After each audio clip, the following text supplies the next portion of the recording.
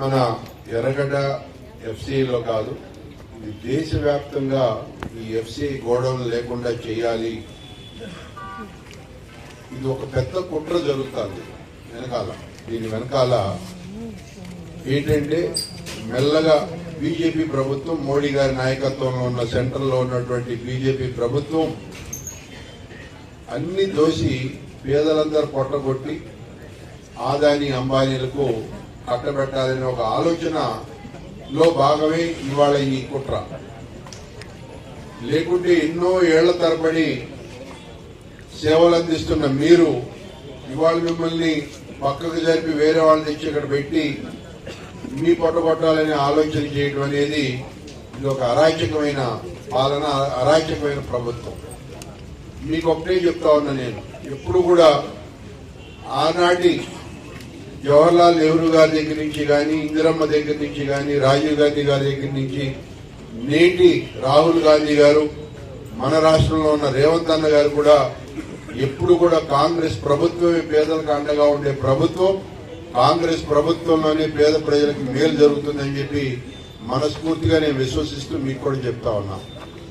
ఎందుకంటే ఎలక్షన్లు వస్తూ ఉంటాయి, పోతుంటాయి, ఎవరో గెలుస్తుంటారు.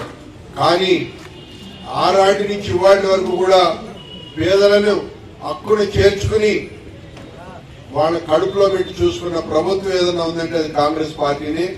ఇప్పుడు మన తెలంగాణ రాష్ట్రంలో కూడా రేవంత్ రెడ్డి గారి ఆధ్వర్యంలో ఉన్న కాంగ్రెస్ ప్రభుత్వం, మీ అందరికీ తెలుసు, ఎలక్షన్ ముందు మేము ఇచ్చిన హామీలన్నీ కూడా మీరు ఓట్లు వేసి గెలిపించారు. ఇక్కడ చాలా మంచి మెజార్టీతో మనం గెలిచాం.